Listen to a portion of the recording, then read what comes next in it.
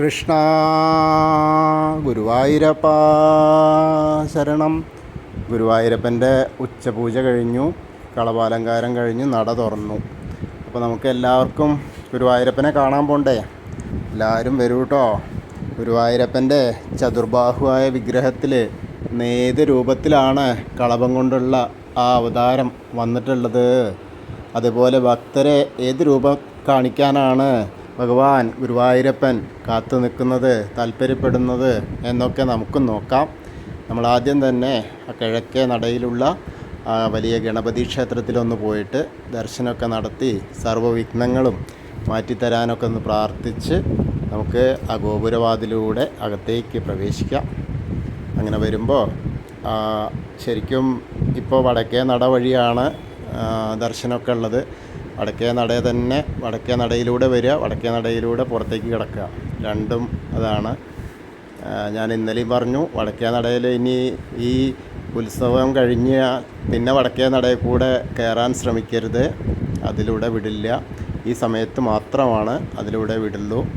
അപ്പോൾ എന്തായാലും നമുക്ക് സാധാരണ രീതിയിൽ തന്നെ വരാം. അങ്ങനെ നമ്മൾ ആ ഗോപുരവാതിൽ കടന്ന് നേരെ ആ വാതിൽപ്പടിയുടെ അവിടെ എത്തുകയാണ്. വാതിൽപ്പടിയുടെ അവിടെ എത്തുമ്പോൾ ഇന്ന് വലിയ തിരക്ക് എന്ന് പറയാനില്ല, അത്യാവശ്യം ചെറിയ തിരക്ക് തന്നെ. കാരണം 1:30-ക്ക് അടയ്ക്കുകയാണ്, ഇപ്പോൾ അടച്ചു. അപ്പോൾ ആ ഒരു അവസ്ഥയാണ്. സാധാരണഗതിയിൽ എന്താ വെച്ചാൽ ഇപ്പോൾ അവധിയല്ലല്ലോ, അവധിക്കാലമല്ലല്ലോ. ഇപ്പോൾ കുട്ടികൾക്കൊക്കെ പരീക്ഷയും ആ ഒരു കാരണം കൊണ്ട് തന്നെയാണ്. പിന്നെ ഉത്സവ സീസൺ ആകുമ്പോൾ പൊതുവെ മറ്റ് ദേശങ്ങളിൽ നിന്നും ആളുകൾ വരാറില്ല. അതിനി കുറച്ചും കൂടി കഴിഞ്ഞിട്ടേ ഉള്ളൂ. അപ്പോൾ എന്തായാലും നമ്മൾ വാതിൽപ്പടി കയറുകയാണ്. അങ്ങനെ കയറുമ്പോൾ ശ്രീലകത്തെ ആ നെയ്വിളക്കിൻ്റെ ആ പ്രകാശം നമ്മുടെ കണ്ണിലേക്ക് എത്തുകയാണ്. അപ്പോൾ തന്നെ ഭഗവാന്റെ ദർശനം നമുക്ക് കിട്ടി എന്നുള്ള, ഭഗവാന്റെ അനുഗ്രഹം നമുക്ക് കിട്ടി എന്നുള്ള ആ ഒരു എന്താ പറയുക, നമ്മുടെ ഹൃദയം മന്ത്രിക്കും ഭഗവാനെ കണ്ടു എന്ന്. അപ്പോൾ അങ്ങനെ നമ്മൾ മേൽപ്പത്തൂരിനെ ഒന്ന് സ്മരിക്കുകയാണ്, ഇടതുവശത്തേക്ക് നോക്കിയിട്ട്, ആ പീഠമൊന്ന് നോക്കിയിട്ട്. അതുപോലെ വലതുവശത്ത് നോക്കിയിട്ട് ആ തൂണൊന്ന് നോക്കിയിട്ട്, നരസിംഹാവതാരം കാണിച്ചു കൊടുത്ത തൂണൊന്ന് നോക്കി തൊഴുതു. ഇനി നേരെ അങ്ങനെ കാണുകയാണ്. അങ്ങനെ കാണുമ്പോൾ തൃക്കാലിങ്ങനെ പിണച്ച് വെച്ചിട്ടുണ്ട്. ആ കയ്യിൽ അതിൽ പിണച്ച് വെച്ചപ്പോൾ 2 കാൽവളകൾ ഇങ്ങനെ കാണുന്നു. അങ്ങനെ നല്ല ഒരു പട്ട് ഞൊറിഞ്ഞെടുത്തിട്ടുണ്ട്. പിന്നെ ഇങ്ങനെ മുകളിലേക്ക് നോക്കുമ്പോൾ കയ്യിൽ വെണ്ണ ഉണ്ട്. നല്ല വെണ്ണക്കണ്ണനായിട്ടാണ് അന്നത്തെ നിൽപ്പ്. ഭക്തർക്ക് എല്ലാവർക്കും വെണ്ണ വാരി തരാം എന്നുള്ള ഉദ്ദേശത്തിലാണ്. ആരും വിശന്നിരിക്കേണ്ട, എല്ലാവർക്കും ഞാൻ വെണ്ണ തരാം എന്നാണ് പറയുന്നത്. അപ്പോൾ അങ്ങനെ അത് നോക്കുമ്പോൾ പിന്നെ നല്ല ഒരു മുഖത്ത് ഇങ്ങനെ നല്ല പുഞ്ചിരിച്ച മുഖത്തോടു കൂടിയാണ്. അത് നമുക്ക് വേറിട്ട് അറിയാൻ കഴിയും. ഇപ്പോൾ ശ്രീകോവിൽ പെയിൻറ്റ് ചെയ്ത കാരണം നല്ല വെളുത്ത അതാണ്. അതിലിങ്ങനെ കളഭം കൊണ്ടുള്ള അലങ്കാരം, വെളുത്ത ചുവരുകൾക്കുള്ളിലെ കറുത്ത വിഗ്രഹത്തിലെ ചന്ദന ചാർത്തിലെ തെളിഞ്ഞു നിൽക്കുന്ന ഭഗവാൻ കണ്ണൻ്റെ മുഖസൗന്ദര്യം അത് അനർഘളമാണ്. നമ്മളിലേക്ക് സ്വർണ്ണവർണ്ണമായിട്ടിങ്ങനെ നിറഞ്ഞു നിൽക്കുന്ന, അതിങ്ങനെ കണ്ടാൽ എന്താ ഒരു കാഴ്ച, കൗതുകം തന്നെയാണ്. അത് നിത്യവും ഒരു ദിവസമെങ്കിലും ഭഗവാന്റെ പകിട്ട് കുറയുമെന്ന് പ്രതീക്ഷിക്കേണ്ട, നിത്യവും കൂടി വരികയാണ്. അപ്പം അതൊരു എന്താ പറയുക, ആ ഭഗവത് ചൈതന്യം. ഇപ്പോൾ ഒന്നാമത് ഇന്നിപ്പോൾ കലശം 4ാമത്തെ ദിവസമാണ്. അപ്പോൾ കലശപൂജയൊക്കെ നടക്കുന്നത് കാരണം മന്ത്രധ്വനി കൊണ്ട് തരളിതമായ ആ ഒരു അന്തരീക്ഷമാണ്. ശ്രീലകം മുഴുവൻ മന്ത്രധ്വനി പരന്ന് നടക്കുകയാണ്. ഇന്നത്തെ ഉച്ചപൂജ ഉണ്ടായിരുന്നത് തന്ത്രി തന്നെയാണ്, തന്ത്രി കൃഷ്ണൻ നമ്പൂതിരിയാണ്. അതുപോലെ കളഭാലങ്കാരം ചെയ്തിരിക്കുന്നത് മേൽശാന്തി ശ്രീജിത്ത്, പുതുമന ശ്രീജിത്ത് നമ്പൂതിരിയാണ്. ഇപ്പോൾ രണ്ടും വളരെ അതാണ്. ഞാൻ നേരത്തെ ഇന്നലെയും പറഞ്ഞ പോലെ പിതാവും മാതാവും സ്ഥാനം അലങ്കരിക്കുന്ന അവർ 2 പേരും തന്നെയാണ് ഭഗവാന്റെ ഉച്ചപൂജയും കളഭാലങ്കാരം നടത്തിയിട്ടുള്ളത്. അപ്പോൾ അങ്ങനെ നോക്കി വരുമ്പോൾ ആ മുഖകാന്തിയൊക്കെ നമ്മളിങ്ങനെ കണ്ടു. അങ്ങനെ നോക്കുമ്പോൾ ഒരു മാങ്ങാ മാലയുണ്ട്, അതുപോലെ ഒരു വളയം പോലത്തെ ഒരു മാല, പിന്നെ നെക്ലസ് പോലത്തെ ഒരു മാല, അങ്ങനെ 3 മാലകളുണ്ട്. പിന്നെ കൈവളകൾ കാണാനുണ്ട്, തോൾവളകളുണ്ട്, ചെവിപ്പൂക്കളുണ്ട്, തിരുനെറ്റിയിലൊരു ഗോപി ചന്ദനക്കുറി കാണാനുണ്ട്, ഗോപി കാണാനുണ്ട്, ഗോപി തിലകം. പിന്നെ തിരുമുടിമാലകൾ 2 ഉണ്ട്, തെച്ചിയും തുളസിയായിട്ടുള്ളത്. അതേപോലെ വെളുത്ത പൂവും തുളസിയായിട്ടുള്ളത്. അങ്ങനെ ഉണ്ടമാലകളാണെങ്കിലോ 2-3 കാണാനുണ്ട്. ഒരു താമര മാല കാണാനുണ്ട്, ഒരു തെച്ചിയും തുളസിയും കാണാനുണ്ട്, ഒരു വെളുത്ത പൂവും തെച്ചിയും തുളസിയായിട്ടുള്ളതും. വെളുത്ത പൂവിനാണ് പ്രാധാന്യം കൂടുതൽ വന്നിട്ടുള്ളത്.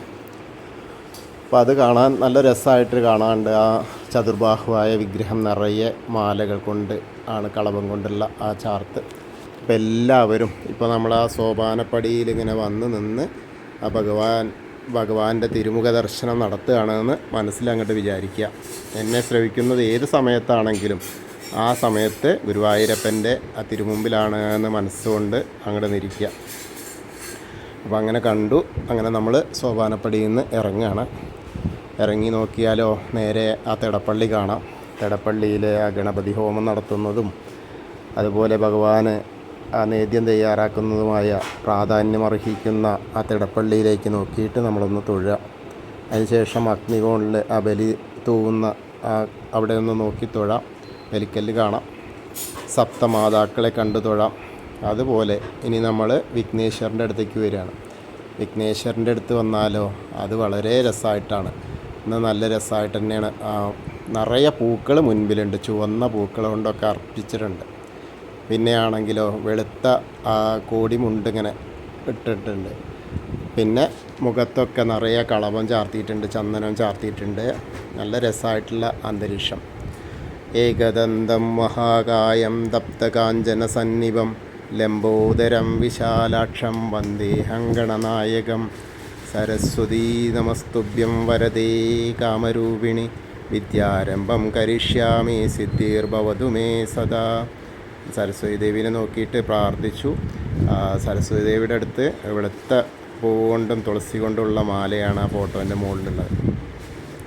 പിന്നീട് നമ്മളിങ്ങനെ വരുമ്പോൾ ചെറിയ ഗണപതിനെ കാണാം ആ കോർണറിൽ. അതും തൊട്ട് തലോടിയിട്ട് അങ്ങനെ വരുമ്പോൾ മത്സ്യം, കൂർമ്മം, വരാഹം, നരസിംഹം വരെയുള്ള രൂപങ്ങളിങ്ങനെ കാണാം. അപ്പോൾ അവിടെയൊക്കെ കണ്ടു തൊഴുതു. പിന്നെ മേൽശാന്തിയുടെ അറയിൽ വന്ന് നോക്കിയാലോ മേൽശാന്തി തന്നെ അർച്ചന പ്രസാദം തരാൻ വേണ്ടി ഇരിക്കുന്നു. അപ്പോൾ അവിടുന്ന് പ്രസാദമൊക്കെ വാങ്ങാം. അതിനുശേഷം നമ്മൾ വാമന അവതാരം കാണാം. പിന്നെ ഗജേന്ദ്ര മോക്ഷം കാണാം.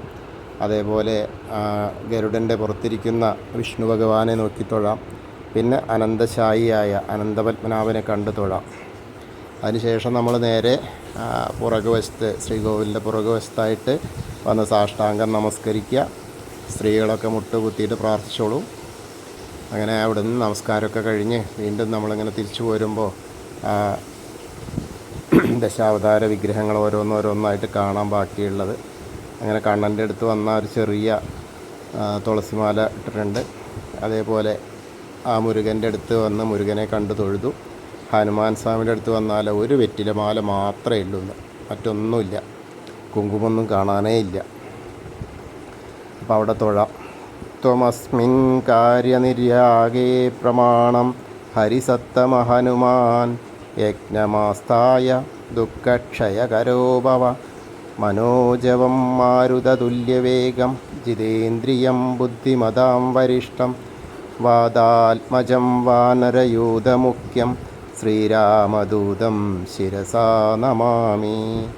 ബുദ്ധിർബലം യശോധൈര്യം നിർഭയത്വം അരോഗത അചാഢ്യം വാക്പടുത്വം ഹനുമസ്മരണാത് ഭവേത്. ഓം നമോ ഭഗവതേ ആഞ്ജനേയായ മഹാബലായ സ്വാഹ. അങ്ങനെ ഹനുമാൻ സ്വാമീനെ തൊഴുതു പ്രാർത്ഥിച്ചു. ഇനി നേരെ ആ രാധാകൃഷ്ണ വിഗ്രഹമൊക്കെ കണ്ട് തൊഴുത് നേരെ നമ്മൾ ആ ശ്രീകോവിലിൻ്റെ ആ ഓവിൻ്റെ അവിടെ വന്നിട്ട് പ്രാർത്ഥിക്കുക. അതിനുശേഷം നമ്മൾ ഒന്നുകൂടി പിറകോട്ട് പടിഞ്ഞാറോട്ട് വന്നാൽ നമ്മുടെ താമരക്കണ്ണനെ ദർശിക്കാം. താമരക്കണ്ണനെ കൽപ്പകവൃക്ഷത്തിൻ്റെ ചുവട്ടിലിരിക്കുന്ന ആ താമരക്കണ്ണനെ കണ്ട് തൊഴുത് വീണ്ടും നമ്മൾ അവിടുന്ന് ഇങ്ങനെ പോരുമ്പോൾ ആ മണിക്കിണർ നോക്കി തൊഴാം. അതേമാതിരി നൃത്താറയിലേക്ക് നോക്കിയിട്ട് നമ്മുടെ പൊന്നുണ്ണി നൃത്തം ചെയ്യുന്നതായിട്ട് സങ്കല്പിച്ചാൽ ഏത് രൂപത്തിലാണോ നമ്മൾ സങ്കല്പിക്കുന്നത് ആ രൂപത്തിൽ ഭഗവാൻ ദർശനം നൽകും. അങ്ങനെ നമ്മൾ സങ്കല്പിച്ച് നേരെ വടക്കേ നടയിലൂടെ തന്നെ പുറത്തേക്ക് ഇറങ്ങി പ്രസാദ കൗണ്ടറിൽ നിന്ന് ചന്ദനവും തീർത്തൊക്കെ വാങ്ങാം. അതിനുശേഷം നേരെ വന്ന് നമ്മുടെ ഇടത്തരികത്ത് കാവിലെ ഭഗവതിയെ കാണാം. ഭഗവതീനെ കാണുക എന്ന് പറഞ്ഞാൽ ഒന്ന് അതിമനോഹരിയായിട്ടാണ് ഭഗവതി ഇരിക്കുന്നത്.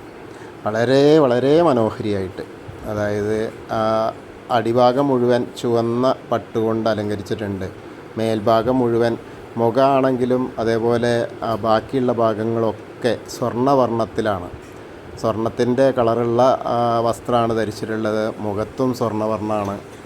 ഭഗവത് ചൈതന്യം മുഴുവൻ ഇന്ന് ഒത്തിണങ്ങിയിട്ട് നിൽക്കുന്ന ആ ഉത്സവ പ്രതീതിയോടെയാണ് ഭഗവതി നമ്മളെ ഭക്തരെയൊക്കെ കാത്തിരിക്കുന്നത് ദർശനം നൽകാനായിട്ട്. അപ്പോൾ എല്ലാവരും കണ്ടു തൊഴുതോളൂ. സർവമംഗളമാംഗല്യേ ശിവേ സർവാർത്ഥസാധികേ ശരണ്യേ ത്രയംബകേ ഗൗരി നാരായണി നമോസ്തുതേ. അങ്ങനെ അമ്മേനെ കണ്ടു തൊഴുതു. ഇനി മമ്മിയൂരപ്പനെ കണ്ടു തൊഴാം. അങ്ങനെ ആ കോർണറിലേക്ക് വന്നാലേ മമ്മിയൂരപ്പനെ കാണാം, തൊഴാം. നമശിവായ നമശിവായ നമശിവായ എന്നുള്ള പഞ്ചാക്ഷരി മന്ത്രം ജപിക്കുക, മമ്മിയൂരപ്പനെ തൊഴുക. അതിനുശേഷം ആ കൊടിമരത്തിൻ്റെ അവിടെ വന്നിട്ട് വീണ്ടും ആ ശ്രീലകത്തേക്ക് ഒന്നുകൂടി നോക്കിയാൽ നമ്മുടെ വെണ്ണക്കണ്ണനെ കാണാം. അപ്പോൾ കണ്ടു തൊഴുക. അതിനുശേഷം ആ കൂത്തമ്പലത്തിലേക്ക് അവിടെ നിന്ന് വന്ന് നോക്കി തൊഴാം. അവിടെ ആ കിടാവിളക്ക് ഇങ്ങനെ കത്തുണ്ടാവും. രാവിലെ വേദമൊക്കെ ചെല്ലണമാണ്. ഇപ്പം എന്താ വെച്ചപ്പോൾ ആർക്കും അങ്ങോട്ട് പ്രവേശനമില്ല.